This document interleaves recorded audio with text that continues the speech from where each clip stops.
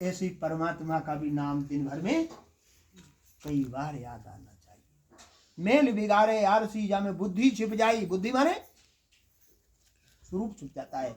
अगर वो शीशा में अगर धूल लग जाए तो मुंह नहीं दिखता है, उसे साफ कर लो तो दिखने लगता है। मेल बिगाड़े यार सी जा में बुद्धि छिप जाई, मंजन करके देख ले फिर तेरो जा में रूप दिखाई। मंजन माने साफ करके देख लो तुम्हारा रूप दिखने लगे। ऐसे ही गलत काम को छोड़ दो फिर तुम्हारी आत्मा का स्वरूप तुम्हें दिखने लगेगा। और ये गलतियों की वजह से ही आवरण पड़े हुए हैं, वो परमात्मा के स्वरूप दिखाई नहीं देता है। तो साहिब कहते हैं काई ढाके नीर को जल ना दिखाई। किसी किसी तालाब और तलैया में काई होती है, नीचे पानी होता है, लेकिन काई से पानी दिखाई नहीं देता है, लेकिन पानी होता है। और वो हवा चले और फट जाती है काई, तो काई किनारे पर हो जाती है, बीच में पानी दिखाई देने लगता है। फिर कहता हाय जब तो पानी है। हाँ, ऐसे ही काई हवा से फट जाती है। हवा का मतलब है कि हमारे कर्मन की काई ज्ञान से फट जाती है। कैसे फट जाती है? ज्ञान से। कर्मों की काई ज्ञान से फट जाती है और तलैया की काई हवा से फट जाती है। हवा ना चले तो पानी ढका रहता है, और ज्ञान ना होए तो ये अज्ञान से आत्मा ढकी रहती है, और ज्ञान ढका रहता है अज्ञान से। ये कबीर साहब कहते हैं कि अज्ञान को हटाओ ज्ञान से, फिर तुमको अच्छा जीवन मिलेगा। इतनी सुंदर बात साहिब कहते हैं। काई ढाके नीर को जल नाय दिखाई, और पवन चलत उड़ जात है जल निर्मल हो जाई। साहिब कहते हैं गुरु के चरणों में चित राखियो भूलो ना भाई। दूसरी लाइन में बताया है खारी नीर समुद्र के जाको पिए ना कोई। नीर कैसा होता है समुद्र का? खारी। लेकिन वो पीने में अच्छा नहीं लगता है, लेकिन वही समुद्र का पानी उड़कर बादलों के साथ आकाश में उड़ जाता है और फिर बरसता है, तो वो खारी रहता नहीं। बादलों के संग हो जाता है तो खारापन खत्म हो जाता है, और अज्ञानी मनुष्य गुरु के संग हो जाता है तो उसकी सारी गलतियां खत्म होने लगती हैं और वो एकदम से मीठा हो जाता है। ये कबीर साहब कहते हैं किसी का संग तो पकड़े, कोई संग पकड़े, हवा का संग लगा तो काई फट गई, और बादलों का संग वो खारे पानी का हुआ, मीठा हो गया। ये कबीर साहब कहते हैं नहीं हो गया। बरसात का पानी कहूं खारी बरसता है, समुद्र से आता है, खारी उड़ता है और मीठा हो जाता है। ये कबीर साहब कहते हैं खारी बार समुद्र के जाए पिए ना कोई, और घन सत्संगत प्रताप से जल मीठा हो जाई। ये मनुष्य अगर ज्ञान की बातें कोई संगत में आकर सुनने लगे तो धीरे धीरे गलतियां समाप्त हो जाती हैं। जैसे कोई छोटा बच्चा अपनी रबड़ से लिखा हुआ, पेंसिल का लिखा हुआ गलत मिटा देता है, नहीं मिटा देता है। गलत लिखा हुआ पेंसिल का रबड़ से बच्चा मिटा लेता है। ऐसी गलतियां ज्ञान से गुरु के मिटने लगती है। ये कबीर साहब नहीं तो कबीर साहब कह रहे नहीं तो कर्म के तारे तेरे जगमगे अंधियारी छाई। अगर गुरु ज्ञान न सीखा और ज्ञान मार्ग पे न चला तो तेरे जीवन में अंधियारी ही अंधियारी होगी, रास्ता ही नहीं दिखाई देगी। अंधेरी रात में तुम जाने लगो, टार्च भी ले ली तुमने तो कितनी दूर तक का देख लोगे? कितनी दूर तक का? जितना सामने दिखाई देगा। और सूर्य निकल आवे तो रात में तारे चंद्रमा भी निकल आवे, तारे भी निकल आवे, फिर भी सूर्य की बराबर उजाला नहीं होता है। नहीं होता। और सूर्य एक अकेला निकल आवे दिन में, सब तारे फेल, चंद्रमा फेल, और गुरु का ज्ञान मनुष्य का जीवन में उतर जाए तो सूर्य का काम करता है। क्या काम करता है? सूर्य का काम करता है गुरु का ज्ञान। एक ही अकेला ही गुरु का ज्ञान जीवन को प्रकाश में ला देता है और प्रकाश में ला देता है। सूर्य का प्रकाश सबको प्रकाश दे देता है अकेला ही, चंद्रमा और तारे नहीं दे पाते हैं।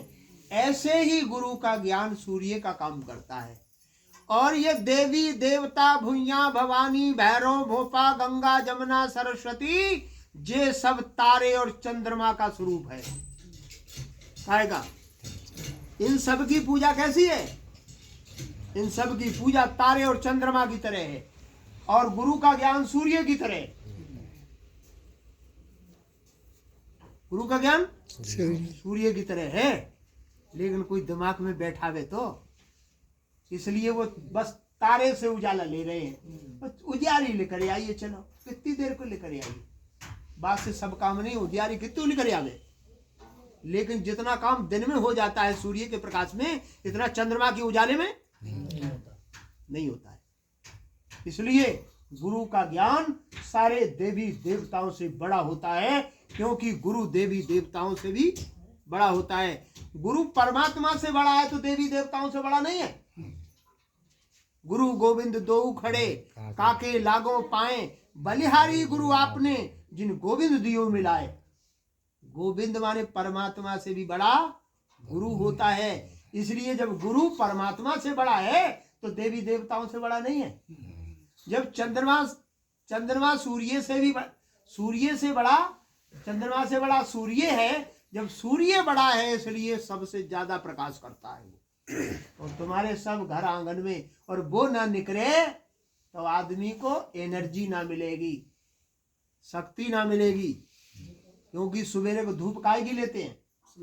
सूर्य की लेते हैं। हाँ, चंद्रमा की धूप से कुछ काम नहीं चलेगा नहीं चलने वाला है। ऐसे ही गुरु के ज्ञान से ही हीट मिलती है, ज्ञान मिलता है, एनर्जी मिलती है, रास्ता मिलती है, आंखें खुल जाती हैं, नहीं तो सब अंधियारी रह जाती है।